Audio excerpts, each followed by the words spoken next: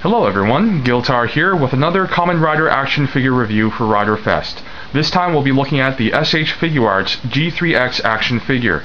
Now before I head any further into this review of mine, I would urge anybody who's new to SH Figuarts or who doesn't know very much about the figure line, before watching the rest of this review, please go to my introduction to SH Figuarts video first.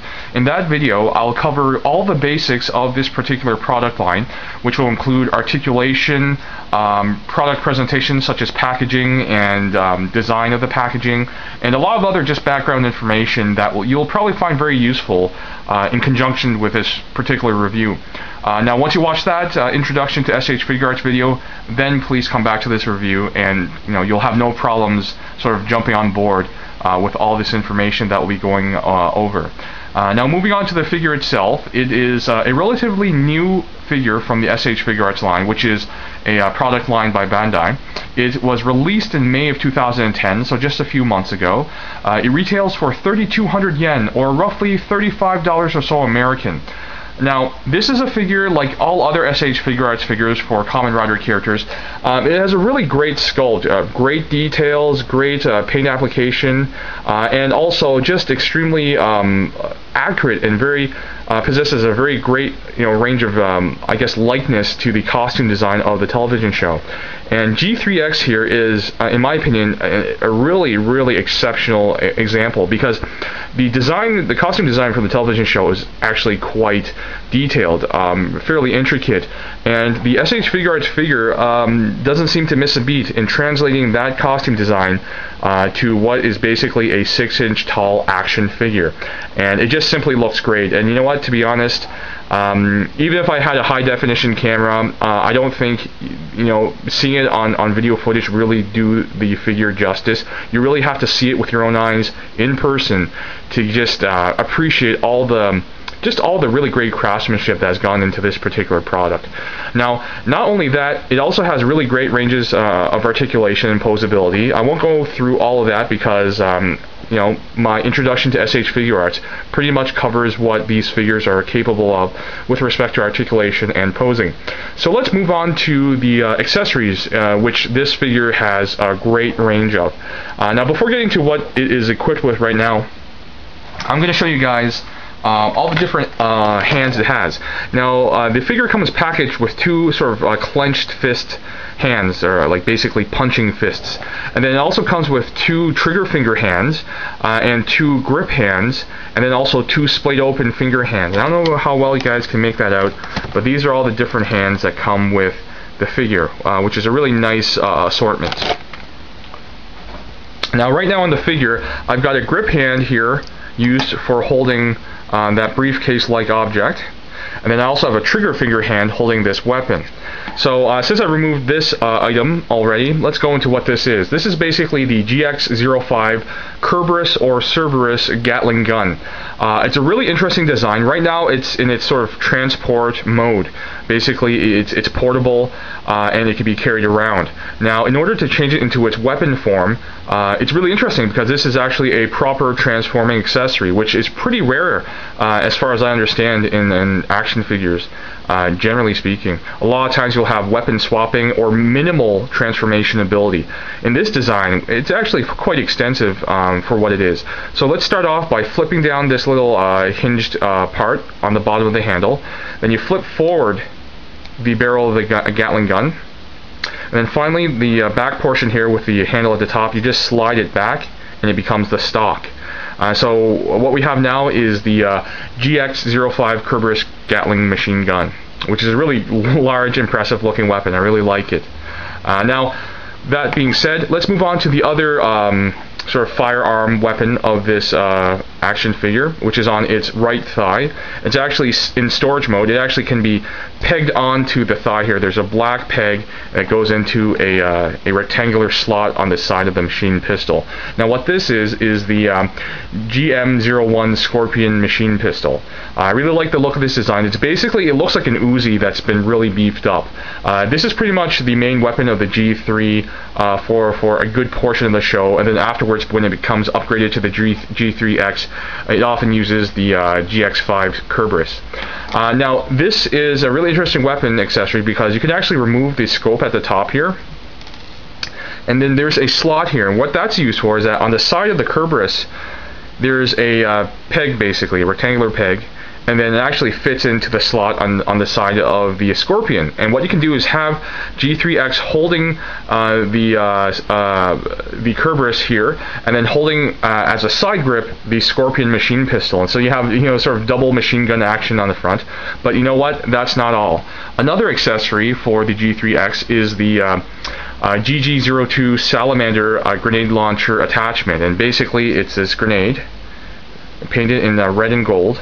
And then there's exposed plastic sort of peg at the back here, and that just goes into the center of the Gatling machine gun barrel. There's a circular slot, and you just peg it in, and now you have a Gatling machine gun with a side grip pistol, machine pistol, and then a front mounted grenade. So yeah, I guess we're talking pretty impressive firepower here. And I like the sort of overkill, over the top nature of this weapon design. It's really, really cool. Now next up, we have basically melee weapons. First of all, we have this weapon here, held in the trigger finger hand, one of the two. This is the GS-03 Destroyer High Frequency Sword. Really interesting weapon. I really liked it during the show. I don't recall it actually ever being that effective. I think it might have hit an unknown maybe once or twice to no serious effect. So it was a shame that such a cool weapon didn't really do much on the show, but I really like this accessory. Next up is the Guard Acceler, which is this sort of machine, not machine, but like a motorcycle handle with like a spiked sort of bit at the front here, and this actually tabs into a slot here on the side of the left thigh. And there are actually two of these with the action figure. One is actually its compact storage form, and as you can see, it is a motorcycle handle. And on the TV show, this actually goes into what's called the Guard Chaser motorcycle. This just sort of goes in like a key, and it gets turned and basically activates a motorcycle. And you have this form for storage on the thigh. And if you want the G3-X to be wielding it like a weapon, you have then another version of the same item here, but with an extended portion here. So it's basically, I guess, like a nightstick or a mini baton. All right. And then last but not least, we have on the shoulder here what is called the GK06 Unicorn. It's I think an electromagnetic little blade, basically, and it's stored in this sort of shoulder or bicep holster. And like the other weapons, it can be wielded in the either, I believe, the trigger finger hand, because it has this sort of ring guard here. It's a really small weapon, but it's really interesting. So yeah, that's pretty much it for all the accessories. A really wide assortment, and it's really accurate to the TV show. These are all weapons that the character has used on the Kamen Rider Agito show at one point or another. And it's just, I really like the fact that the vast majority of the accessories can be attached in one way or another to either the action figure or other weapon accessories, so that you don't have, you know, half a dozen accessories just sort of lying around collecting dust in the box or in a, a Ziploc bag somewhere. I do like the fact that the G3-X action figure can utilize all those different things. In addition to that, you have all the different hands for different poses, and that really adds to the display value. So with that being said, let's get into the pros and cons of this product. I'll start off with the pros, and I have to say, as usual with SH Figuarts Kamen Rider figures, the likeness and accuracy to the costume design is great. The articulation is also wonderful. But in addition to that, it really has really great sculpted details, even more than normal, because again, the G3-X costume design is pretty intricate and pretty detailed on the show. So I think the SH Figuarts representation captured the likeness very, very well, and that's just an added bonus because it really looks great in person. I especially like how the metallic blue paint looks, especially under lighting. It really adds to the visual effect, combined with other details like the gold trimming, compound eyes, and just the color contrast between the black and silver as well. It just adds to a really nice looking display piece. Now, in addition to that, I have to say just simply the accessories, the plethora of accessories that you get with this figure set, or this action figure, is just wonderful. It gives you so many different options for play or for display. Combined with its articulation, it's just a really wonderful addition to anybody's collection, whether they're looking for a toy to play around with from time to time at their desk, or a die-hard Kamen Rider fan who just wants to have really great looking display pieces, this is one product that'll definitely serve all those different purposes. And finally, but not leastly, I really like the fact that the Kerberos accessory has the transformation ability and the ability to have all these other accessories attached to it. It just makes it such a neat little accessory. And you know what? I'm not a big fan of gimmicks in general, but this is one sort of accessory which has a gimmick that I really do like and appreciate. It's really just a great bonus for this SH Figuarts figure here. So moving on to the cons, there's really only one, to be honest. Or actually, there's two. I have to admit, there's two. First of all, as usual with SH Figuarts figures, the price is somewhat prohibitive. It's expensive. At a 3,200 yen, or basically $35 American or higher price point, that's a lot of money to sort of invest in what amounts to just a really nice looking toy. That's what it is. Call it what you will, but it is a toy. You know, it's a collectible toy. It's you know, a high-end, high-quality toy, but it's still a toy nevertheless.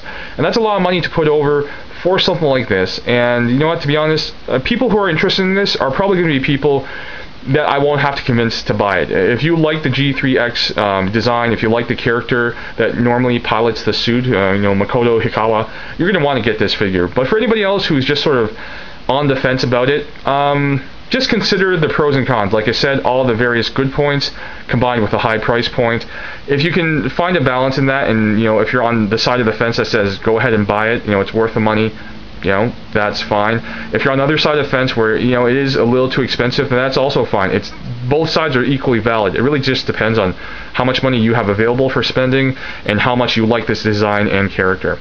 Now, the one other con is just it's sort of a minor con in that I don't know if it's a quality control issue or if it's a design issue with this particular figure mold.